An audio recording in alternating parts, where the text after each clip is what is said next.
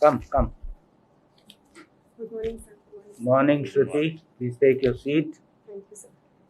So, if you want, you feel more comfortable without the mask, then you can take it off.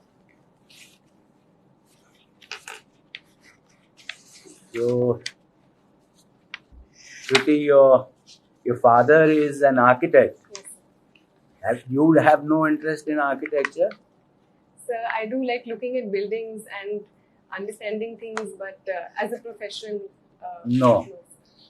But history also, I think there is a bit of architecture which goes into that. Yes, sir. So, tell me this: what is this central vista? The way it's being laid out and planned. What value do you think it will add to Delhi in terms of its architecture and town planning? Yes, sir. So the Central Vista has been planned as a redesigning of the space around the parliamentary building and the secretariats. The main reason for the replanning is certain spatial problems that the area has in terms of a lack of space, and those buildings were made in a certain time period, sir. And a long time has passed since then, and due to those reasons, that step is being taken. At the same time, there is also an attempt to redesign a place in a new architectural sort of layout, so that can also be a positive step, sir. So this new architectural layout, what exactly does it kind of represent? Sir, I'm not very aware about the details and the designing of the space. Okay, fine. Actually, tell me one thing. This global gender gap, there is a report which is brought out by some agency. Which agency brings it out? Sir, the World Economic Forum. So what is it? Is it an intergovernmental body? Is it?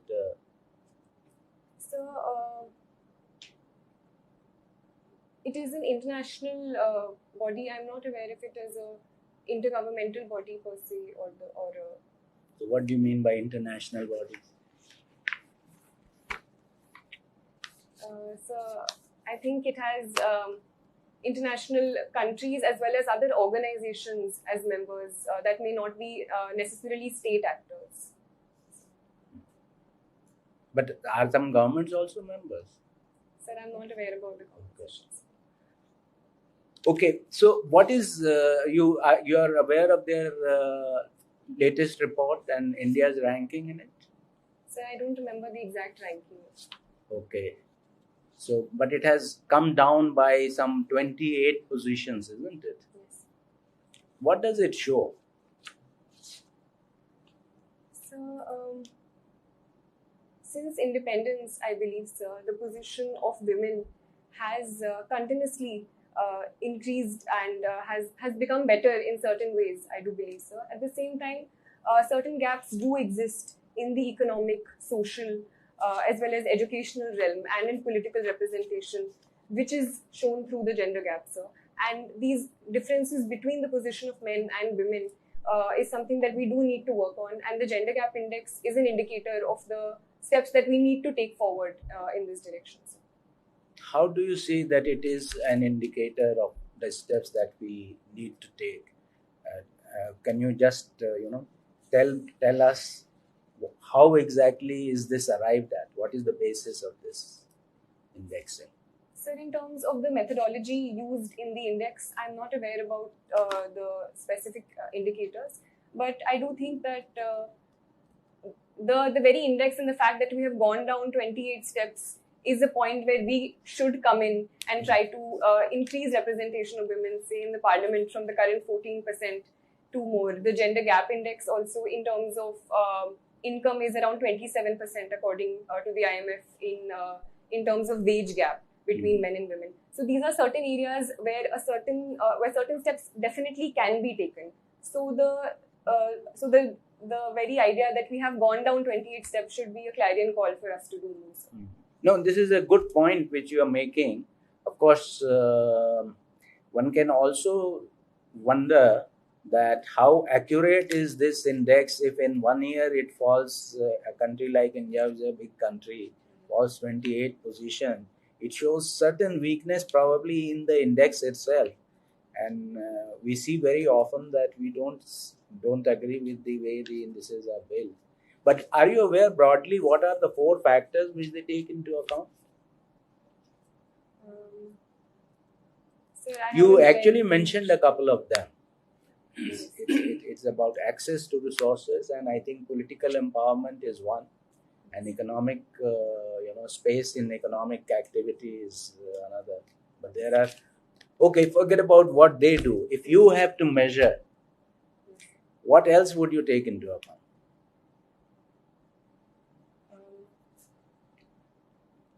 So apart from economic indicators and wage gap, apart from political representation, I think educational status is Good. one that needs to be taken into account. Good. Social position, although it's hard to quantify that in terms of an index and a numerical number, is certainly one thing that needs to be taken into account, and the presence of women in the public space. So, Okay. the visibility of women in the public space. Now, isn't the political representation in some way capturing this? Yes, sir. Sir, I do believe. What but about I health? think- Yes, sir. Thank you, sir. Yes, sir. Thank Health, you. health is Health is a very, very important part, especially indicator. the maternal mortality rate. So if you have to take health as an indicator, forget about this index. Just tell me, as an administrator, if you have to advise somebody to take health also as an indicator, what way will you suggest that this is the way we can measure health? Sir, Think and answer.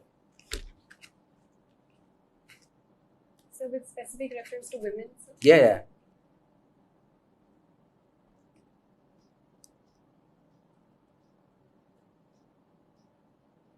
So, starting from the entire lifeline of a woman, so right from the early age, I believe rates of female feticide are one. Secondly, the malnutrition rates among women, girl children and male children. The differences between that can be an indicator.